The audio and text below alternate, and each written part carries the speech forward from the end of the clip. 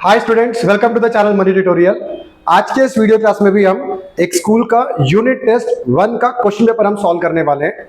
इस video class में भी हम चैप्टर नंबर 1 से लेकर अकाउंटिंग इक्वेशन तक के क्वेश्चंस को डिस्कस करेंगे। स्टार्टिंग के कुछ क्वेश्चन मल्टीपल चॉइस क्वेश्चन है, उसके बाद हम प्रैक्टिकल अप्रोच वाले क्वेश्चन को प्रैक्टिस करेंगे। तो लास्ट तक जरूर बने रहना, सारे के सारे क्वेश्चन इंपॉर्टेंट लेवल के हैं। स्टार्ट करते हैं फर्स्ट क्वेश्चन हमारे पास, which of the following is non current liability. हमारे पास चार ऑप्शंस हैं, इन चारों में से कौन सा हमारे पास नॉन करंट लाइबिलिटी है। नॉन करंट लाइबिलिटी उस टाइप की लाइबिलिटी को कहते हैं जिसकी हमें रीपेमेंट आफ्टर 1 ईयर करना होता है। ठीक है, एग्जांपल के लिए जैसे डिबेंचर हो गया, बैंक लोन हो गया, ये हमारे नॉन करंट लाइबिलिटी होते हैं। और करंट लाइबिलिटी का एग्जांपल क्या होता है कि ऐसी लाइबिलिटी जो विद इन 1 ईयर पे करना होता है, जैसे creditor, bank overdraft, outstanding expense, income received in advance, ये सारे हमारे एग्जांपल होते हैं करंट लाइबिलिटी के। अब वापस क्वेश्चन पे आते हैं, चार ऑप्शन हमें गिवन है, चारों में से कौन सा नॉन करंट लाइबिलिटी है।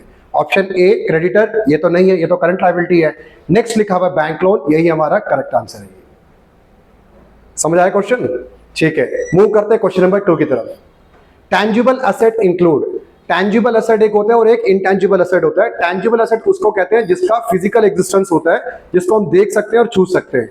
इनटैंजिबल एसेट वो होता है जिस which can be felt only, it can not be seen and can't be touched, उसे हम इंटैंजिबल एसेट बोलते हैं।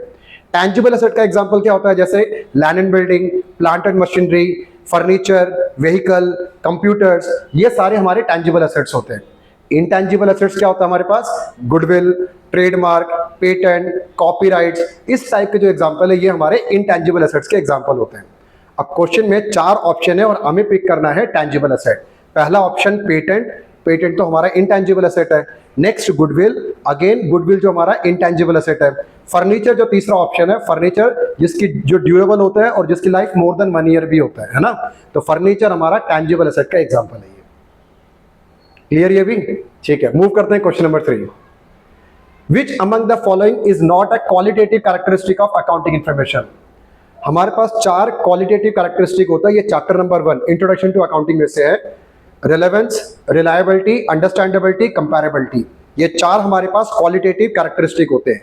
अब देखते हैं कि चार में से कौन सा तीन है और कौन सा एक अलग है इसमें। रिलायबिलिटी ये तो क्वालिटेटिव कैरेक्टरिस्टिक होता है। कंपैरेबिलिटी ये भी होता ही है।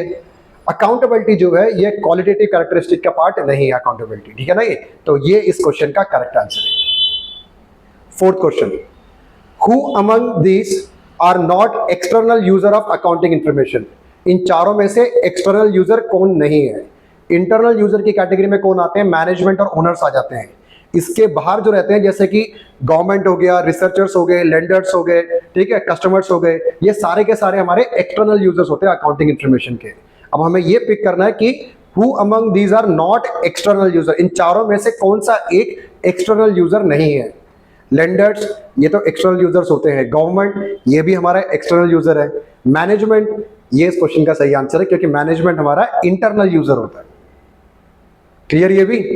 ठीक है, इजी क्वेश्चन था अभी तक के। नेक्स्ट मूव करते हैं question number 5। Which of the following is not अ सब फील्ड ऑफ अकाउंटिंग। सब फील्ड का यहां मतलब है कि branches of accounting. Branches of accounting again chapter number 1 का क्वेश्चन है। 3 ब्रांचेस होते हैं हमारे पास, एक फाइनेंशियल अकाउंटिंग, दूसरा मैनेजमेंट अकाउंटिंग, तीसरा कॉस्ट अकाउंटिंग, यही 3 होते हैं। ये 3 तो आपको ऑप्शन में गिवन है। इन चारों में से ऑड कौन सा है देखते हैं एक बार। ए फाइनेंशियल अकाउंटिंग, ये तो होता ही है ब्रांच ऑफ अकाउंटिंग। नेक्स्ट लिखा है B bookkeeping. Bookkeeping subfield नहीं होता अकाउंट्स का, ब्रांचेस ऑफ अकाउंटिंग नहीं होता। इस क्वेश्चन का करेक्ट आंसर है B. Question number 6, messrs Krishna limited has invested ₹10,000 in Reliance Limited shares. Current market value of these share is ₹10,500. 10,000 रुपए का हमने रिलायंस के शेयर्स में पैसा इन्वेस्ट किया था, पर आज उसकी करंट वैल्यू बढ़कर 10,500 हो गई है। Accountant want to show ₹10,500 as a value of investment in books of account. अब अकाउंटेंट ये चाहता है कि अब उसकी जो करंट मार्केट वैल्यू जो है उसको बुक्स में रिकॉर्ड किया जाए instead of 10,000 rupees. Which accounting convention restrict him from doing so. कौन सा हमारा अकाउंटिंग प्रिंसिपल है जो अकाउंटेंट को ये चीज करने से रोकता है। तो आंसर इसका क्या है, देखो, प्रूडेंस कंसेप्ट। प्रूडेंस कंसेप्ट हमें क्या कहता है कि anticipated losses are recorded whereas anticipated profits are not recorded. ये प्रूडेंस कंसेप्ट का ये रूल है ये। तो हमारे पास 10,000 रुपए का हमने इन्वेस्टमेंट किया था, उसकी मार्केट वैल्यू 10,500 है, पर ये 500 रुपए तो हमारा नोशनल प्रॉफिट है। नोशनल प्रॉफिट का मतलब होता है कि हमारा एक्चुअल प्रॉफिट नहीं है, ये तो रेट इंक्रीज हो गया, इस वजह से 500 रुपए इंक्रीज हो गया, अगर कल को रेट डिक्रीज भी तो हो सकता है। तो प्रूडेंस कंसेप्ट के हिसाब से anticipated profits are not recorded whereas anticipated losses are recorded in business. ये जो हमारा नोशनल प्रॉफिट है इसको कभी रिकॉर्ड नहीं करना चाहिए। तो 4 ऑप्शंस हमें गिवन है, फुल डिस्क्लोजर, कंसिस्टेंसी, कंजर्वेटिज्म। ये जो सी ऑप्शन है ना कंजर्वेटिज्म, इसी को ही हम प्रूडेंस कॉन्सेप्ट कहते हैं। तो इसके 2 नाम होते हैं, कंजर्वेटिज्म या प्रूडेंस कॉन्सेप्ट। ये हमारे इस क्वेश्चन का सही आंसर है ये। और डी ऑप्शन है मेटीरियलिटी, ये भी गलत है ये। तो ऑप्शन सी इसका सही आंसर है। Sarika commenced business on 1/4/23 with a capital of rupees 90,000। 90,000 से बिजनेस स्टार्ट किया, ये इसका इनिशियल कैपिटल है ये। अंडर लोन ऑफ रुपीज 30,000, 30,000 रुपए की लाइबिलिटी भी हमारे पास। She introduce additional capital of 15,000। 90,000 से ओन कैपिटल इनिशियल कैपिटल था, उसके बाद एडिशनल कैपिटल 15,000 रुपए और आ गया बिजनेस में। And withdraw 8,000 for his personal use, ये ड्रॉइंग्स हुआ। She earn a profit of 10,000 for the year ended. Calculate the capital and total asset of Sarika as on 31/3/2024। ये प्रैक्टिकल अप्रोच वाला क्वेश्चन है, ये हमें करके देखना पड़ेगा बोर्ड पे। सारी इंफॉर्मेशन आपको क्वेश्चन में गिवन है। अगर आपको ये सॉल्यूशन पता तो एक बार वीडियो पॉज करके खुद एक बार सॉल्व करने की ट्राई करना, फिर आप मुझे फॉलो करना। देखो सबसे पहले हम क्या करते हैं, कैपिटल का हम फॉर्मूला यूज कर लेते हैं। क्लोजिंग कैपिटल कैसे निकाला जाता है? क्लोजिंग कैपिटल होता है opening capital plus additional capital plus profit minus drawings. ठीक है, ओपनिंग कैपिटल क्वेश्चन में गिवन था 90,000, एडिशनल कैपिटल था 15,000। क्लियर है ये? साथ में प्रॉफिट और ड्राइंग्स में हमें क्वेश्चन में गिवन है, प्रॉफिट हमारे पास 10,000 का, ड्राइंग है 8,000 का।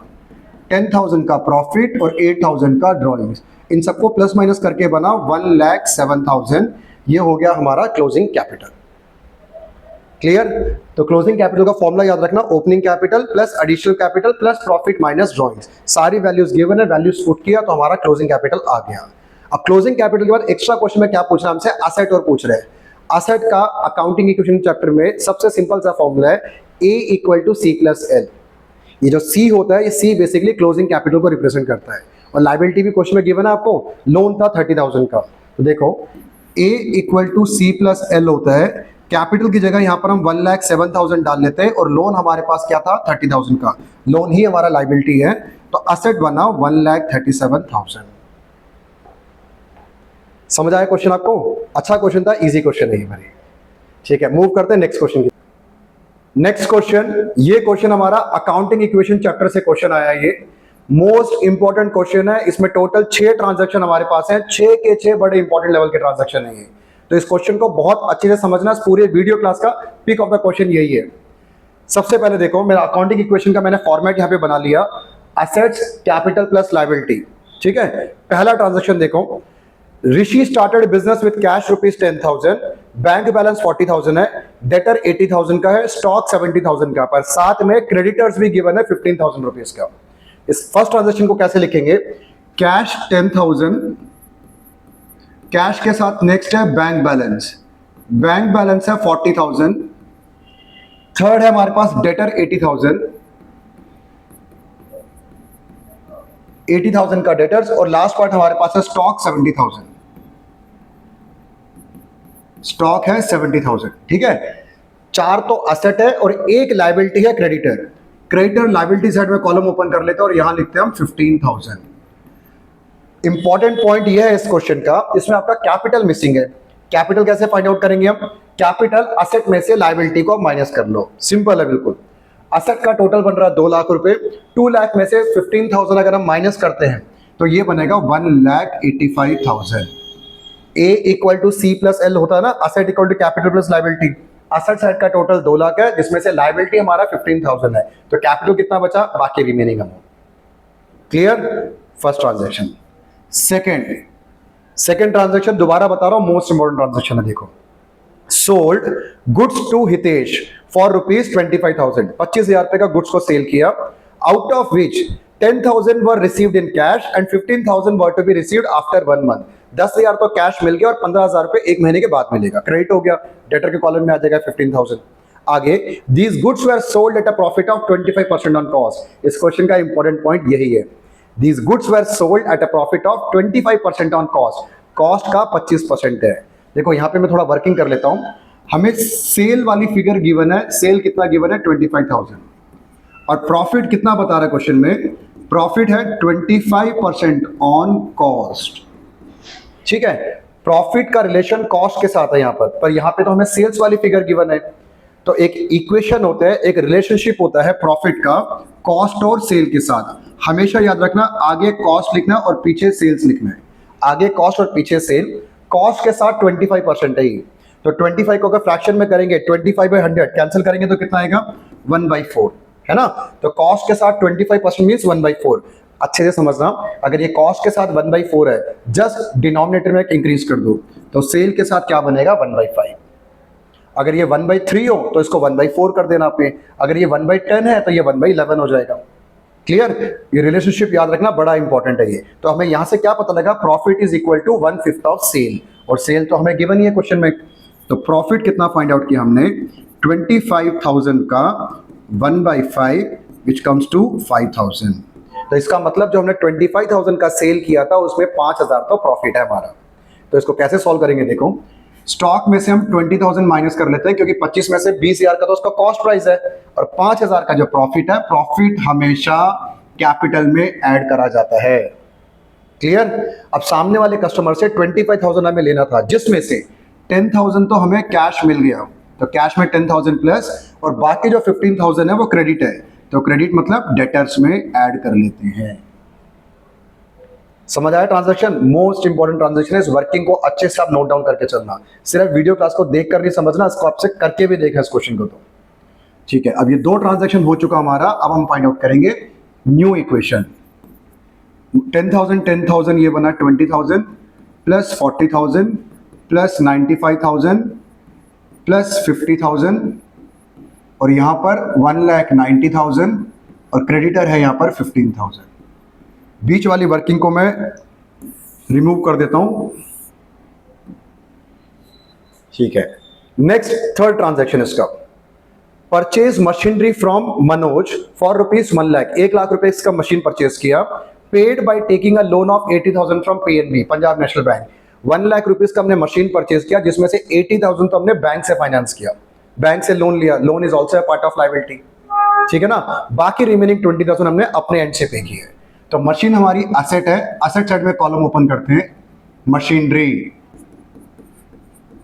मशीनरी 1,00,000 लोन लिया था, तो लोन क्रेडिटर के साथ एक कॉलम खोल लो, लोन का, लोन है हमारा 80,000 का, 80,000 रुपीज का लोन, बाकी रिमेनिंग 20,000 हमने अपने फंड से पूरा किया ना उसको एक, तो हमारे पास कैश भी है और बैंक भी है, तो कैश में से माइनस मत करना क्योंकि कैश तो है ही 20,000, तो बिल्कुल जीरो हो जाएगा कैश। ये जो 20,000 हमने पे किया है, हम ये अज्यूम करके चलते हैं कि हमने बैंक से पे किया है, तो बैंक में से 20,000 लेस। 1,00,000 रुपीज का मशीन परचेज किया, जिसमें से 80,000 का तो लोन लिया हमने, तो लोन लायबिलिटी का पार्ट है, रिमेनिंग 20,000 हमने अपने एंड से पे किया है, तो बैंक में से 20,000 को माइनस कर लेते हैं। ये ट्रांजैक्शन नंबर 3 था। अब इसको प्लस माइनस करके न्यू इक्वेशन, 20,000 प्लस 20,000 95,000 50,000 और यहां पर 1,00,000, कैपिटल 1,90,000 प्लस 15,000 के क्रेडिटर्स और 80,000 का loan. Clear? Till now 3 transactions कर लिए, 3 और रह गए हमारे पास। 4th ट्रांजैक्शन, अब paid interest on loan 2,000 and installment 10,000। अभी बैंक से लोन लिया ना 80,000 का, इसमें से 10,000 का हमने इंस्टॉलमेंट पे कर दिया और साथ में 2,000 रुपीज का इंटरेस्ट पे किया। देखो इंस्टॉलमेंट हम अगेन बैंक में से माइनस करते हैं और लोन में से माइनस करते हैं, क्योंकि लायबिलिटी हमारी 10,000 रुपए से कम हो गया और हम ये अज्यूम करते हैं कि हमने बैंक से पे किया इसको, और साथ में 2,000 रुपीज का इंटरेस्ट पे किया है। इंटरेस्ट भी तो बैंक में से कटेगा, और इंटरेस्ट हमारा एक्सपेंस होता है, किसी भी प्रकार का एक्सपेंस हमेशा कैपिटल में से माइनस करना है। देखो 4 ट्रांजैक्शंस कर लिए, सारे के सारे इंपॉर्टेंट ट्रांजैक्शंस क्वेश्चन के। तो कैश वही सेम 20,000, इसमें से 12,000 माइनस कर देते, 20 में से 8,000 बचा, 95,000 प्लस 50,000 प्लस 1,00,000, 1,88,000 प्लस 15,000 और प्लस 70,000। क्लियर है ये भी? ठीक है। 5th ट्रांजैक्शन इसका, paid to creditor 14,200 in full settlement. Creditor को हमने पे कितना करना था, 15,000 पे करना था, जब हम पे करने गए तो क्रेडिटर ने हमें डिस्काउंट दे दिया 800 रुपये का, तो ये तो हमारा फायदा हुआ ना ही। किसी भी प्रकार का फायदा कैपिटल में तो पहली बात प्लस करो, और क्रेडिटर में से पूरे के पूरे 15,000 हम माइनस कर लेते हैं, क्योंकि आज के बाद इस लाइबिलिटी की आप कोई पेमेंट नहीं करनी, क्रेडिटर पूरा 15,000 से खत्म हो गया। पर एक्चुअल कैश कितना आउटफ्लो है, सिर्फ 14,200, वो हम कैश में से माइनस कर लेते हैं। तो कैश से माइनस करने के बाद हमारे न्यू इक्वेशन है 5,800 plus 8,000 plus 95,000 plus 50,000 plus 1 lakh. यहाँ पर 1,888,00, यहाँ 0 और यहाँ 70,000। क्लियर। अब इस क्वेश्चन का last transaction, paid rent 1,200, paid rent 1,200 and rent due but not yet paid 800 rupees. 1,200 rupees का तो रेंट हम पे कर चुके हैं, कैश से पे कर दिया, बाकी 800 रुपीज का रेंट आउटस्टैंडिंग है। देखो इसकी ट्रीटमेंट क्या है, टोटल एक्सपेंस कितना हुआ हमारा, टोटल एक्सपेंस तो हो गया 2,000 रुपीज, 1,200 पे कर दिया, 800 अभी और पेंडिंग है, तो टोटल तो 2,000 रुपए हो गया। कैश कितना पे किया है, कैश पे किया सिर्फ 1,200 रुपए, तो कैश में से माइनस जो रिमेनिंग 800 रुपीज का जो आउटस्टैंडिंग बैलेंस है, outstanding is a part of liability. तो लायबिलिटी में एक और हम कॉलम ऐड कर लेते हैं, प्लस आउटस्टैंडिंग रेंट, और इस आउटस्टैंडिंग रेंट में 800 रुपीज हम प्लस कर लेते हैं। क्लियर। तो इस ट्रांजैक्शन को प्लस माइनस करने के बाद जो आंसर आएगा उसको हम लिखेंगे फाइनल इक्वेशन। 4,600 का कैश, 8,000, 95,000 प्लस 50,000 प्लस 1 लाख की मशीन, यहाँ पर 1,868,00 प्लस 0 प्लस 70,000 और प्लस लास्ट 800। क्वेश्चन को क्लोज कर देते हैं, खत्म क्वेश्चन।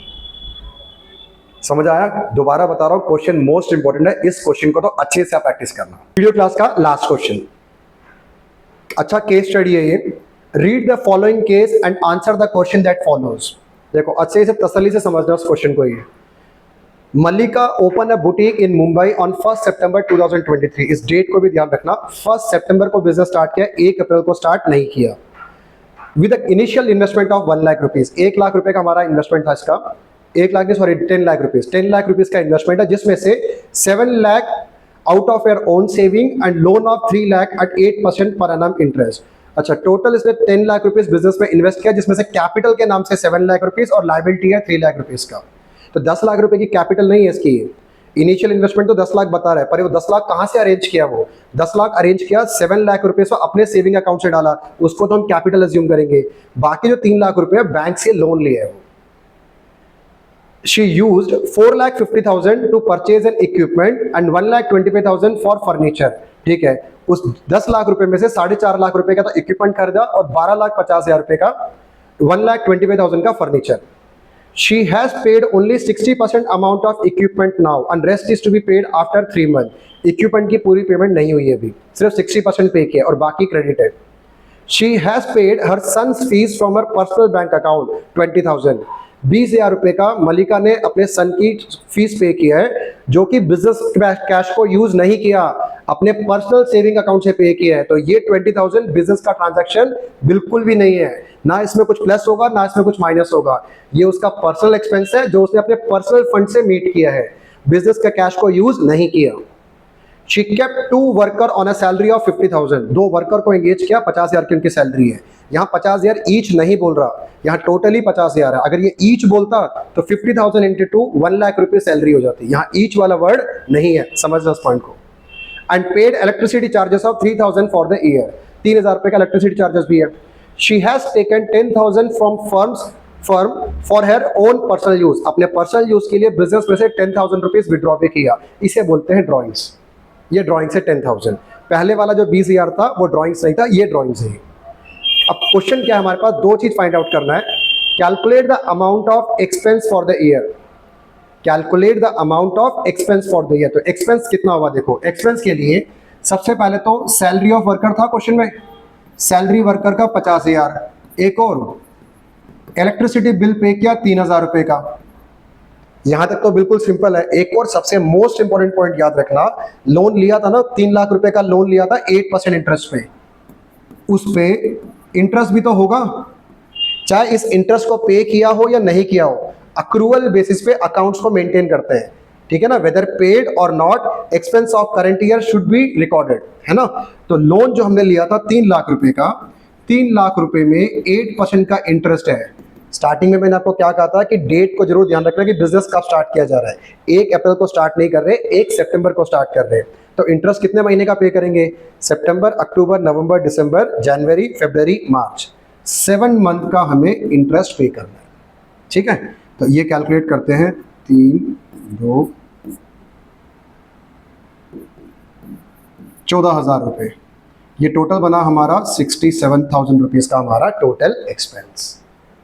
क्लियर? ये 2 पॉइंट तो बिल्कुल सिंपल था। ये वाला ध्यान रखने वाला पॉइंट था इंटरेस्ट ऑन लोन, क्योंकि अकाउंट्स हमेशा अक्रूवल बेसिस पे बनाते हैं। Interest on loan whether paid और not it should be treated as an expense of current year.